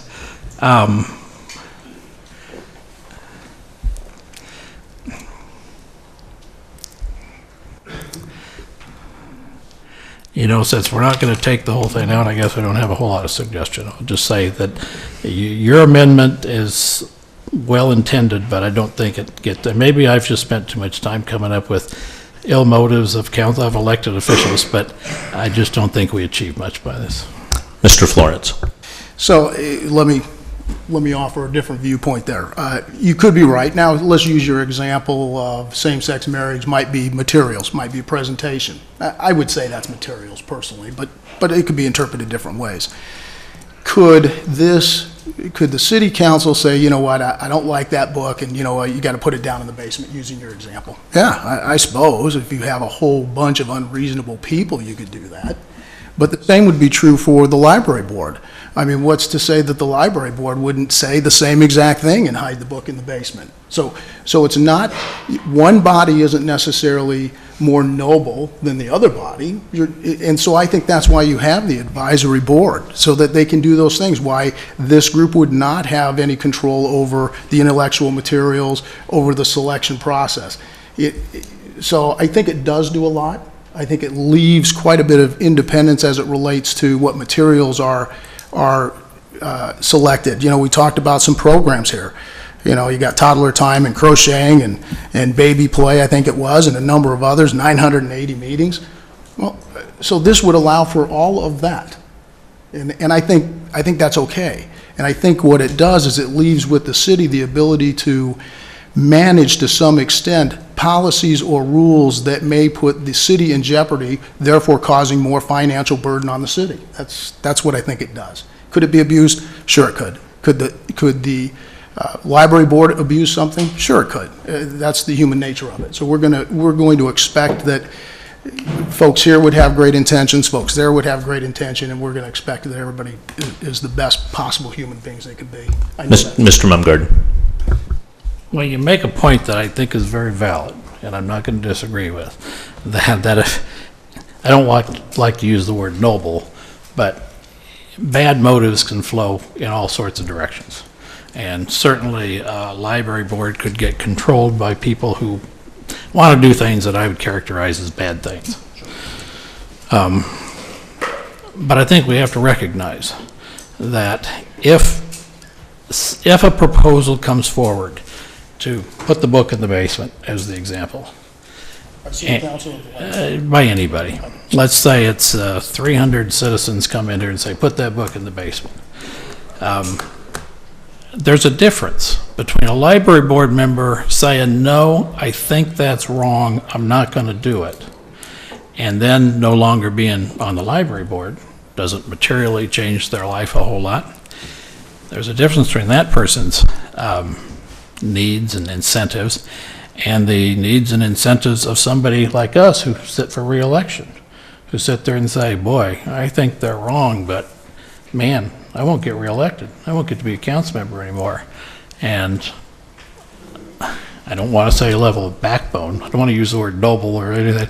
I don't want to say backbone, but the consequences of standing up to outrage in popular opinion is different for a library board member than it is for a council member. And that's why I'm saying that without that language, we potentially have problems. Any other discussion? Ms. Rupiper. Mayor and Mr. Florence, I have just a question for clarification. Would your proposal to make those changes on code section 9-4 C, would those same changes be made under section 130-2?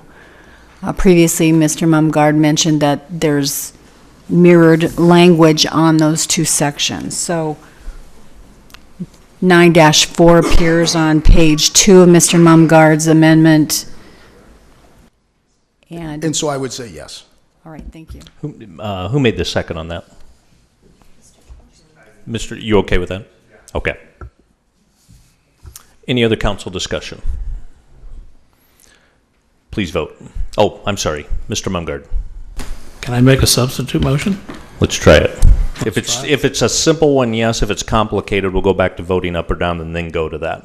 Well, I would go along with Mr. Florence and say leave in that first part of that sentence, giving the city the authority to override rules and regulations, but then add with the exception of the board's selection of the intellectual collection, and then have it say with the exception of the board's selection of the intellectual collection and its place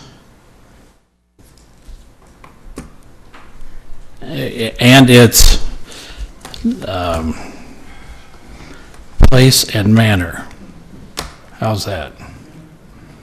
With the idea being that the city council could not tell the library board to stick something in the basement.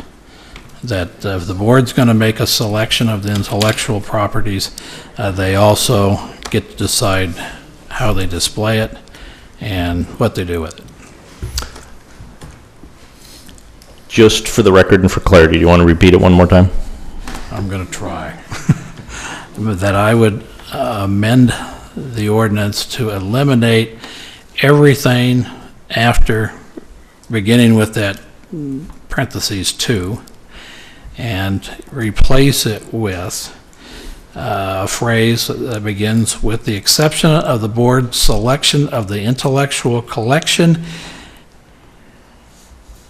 its display and presentation.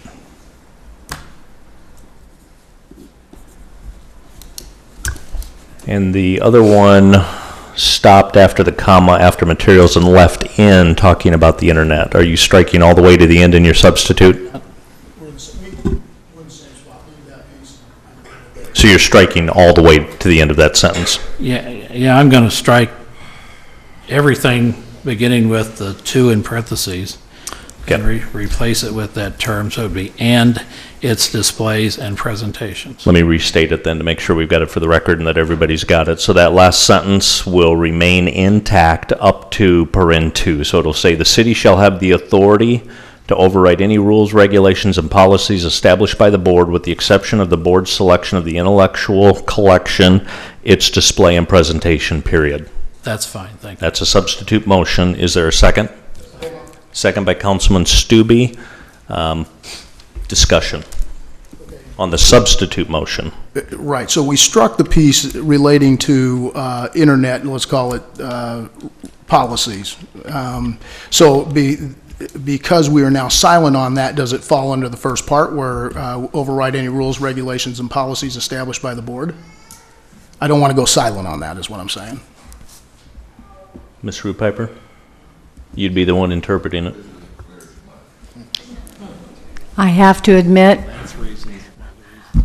I'm going a little sideways myself. So, as I understood Mr. Florence's amendment, it was to strike in that paragraph, or in that sentence, after collection, and it was going to strike all the way, it would strike the following, and paren 2 and paren to place reasonable place and manner restrictions on library books and materials, comma. You were going to strike that section, and the remaining language was going to remain. Correct. Which is, quote, including the internet, comma, to protect children. Correct. I understand that Mr. Mumgard's motion to strike would after the paren 2 insert its place and manner presentation, period, and would strike the remainder of the sentence? Is that correct, Mr. Mumgard? Well, that's what Oh, sorry. That is what I said, but then the mayor came up with better language. So I thought I repeated yours. Well, I like the sound of yours better. You know, and I'm not opposed to where Mr. Florence is going. I think the important question, if I'm hearing the discussion, is purely on the internet. I think the original intent of this language was... well, why don't we do it in two sentences? I think that's right. Go ahead. Why don't we have it replace the whole thing with a sentence that says the city shall, two sentences. The city shall have the authority to override any rules, regulations, and policies established by the board with the exception of the board's selection of the intellectual collection and its display or presentation. The city shall have the authority to place reasonable place and manner restrictions on internet use to protect children. That's clear. So that's the substitute motion. That's my substitute motion. I think there was some change to that, so I am going to call for a second. Second by Councilman Gaines. Discussion on that.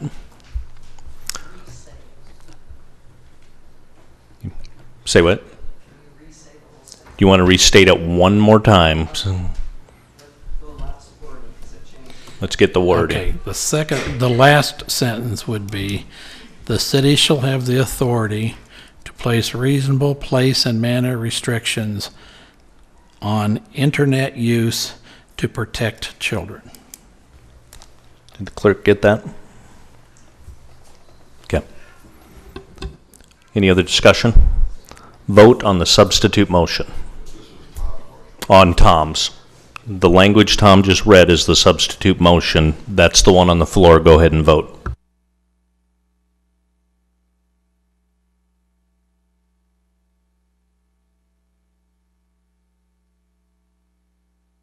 Mr. Glover. 6 yeas, 2 nays. Nays by council members Klug and Ingberg. Motion passes. So we're back now to the original motion as amended. Are there any other amendments? Can you turn your mic on and ask that? Certainly. So what are we voting on now? It's as clear as mud. What's now on the floor is the original motion as just amended. Okay. So the original motion that was published and we had the hearing on with this one amendment that we just made that's in both sections. Yeah, the 2-sentence amendment. Any other amendments? Please vote on the motion as amended.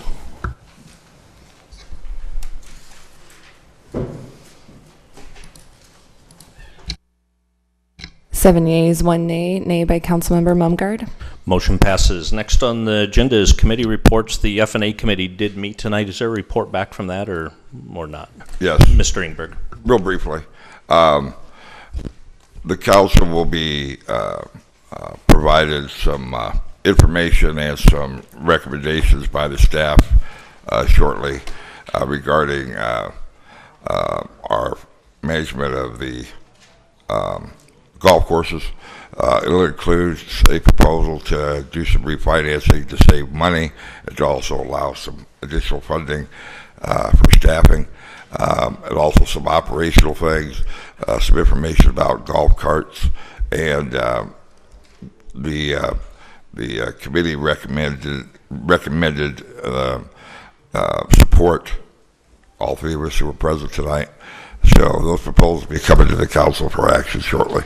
Thank you very much. I don't believe any other committees have met. Any comments from the floor? No comments from the floor. Any council comments? Just a couple of very brief things from the last couple of weeks. We spent almost a week on the chief interview process, interviewing all of the finalists and going through that process. I want to thank Chief Halous, Officer Goley, who's with the FOP, Ms. Myers, and Mr. Hoynes for all of the work on that. Mr. Hoynes and I also had a meeting with Commissioner Don Kelly, County Commissioner. Talked a lot about roads funding, some development fees the county's talking about, ASIP, if you're familiar with it. We had that discussion on the development fees. And then we also talked about the sewer project on the other side of the ridge line and some of the studies the county may want to do, and is it premature or not, and how does development happen, and we get sewer support. Mr. Hoynes and I also had United Cities of Sarpy County meeting yesterday. Really got a review of the current legislation that we want to be watching, and if you are watching the legislature, if you've got any bills that you are concerned about or want to support, let Mr. Hoynes know and we can get those on the radar. We're in the period now where bills are going to public hearing, and so we're really trying to understand which ones we want to watch or not. So if you have any specifically, let us know.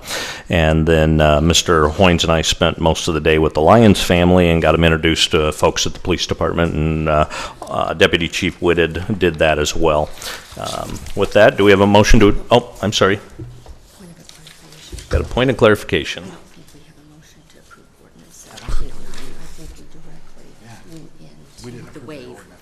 Oh, you guys are really challenging my Robert's Rule of Order tonight.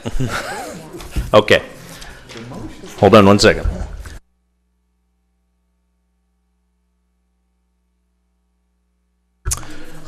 Back on 1709, the substitute motion was approved.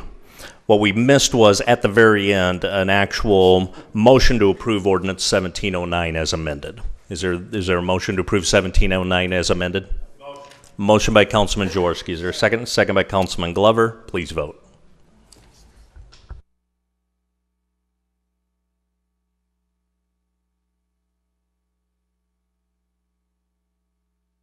Seven yeas, 1 nay. Nay by Councilmember Mumgard. And those are the same votes. That was just a catch of that one procedural item. With that, do we have a motion to adjourn? Motion by Councilman Gaines. Do we have a second? Councilwoman Klug, please vote.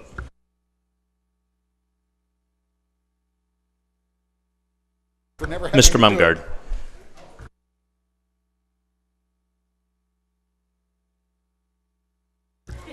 Do you vote yes or no? His is yes. 8 yeas, 0 nays. We are adjourned.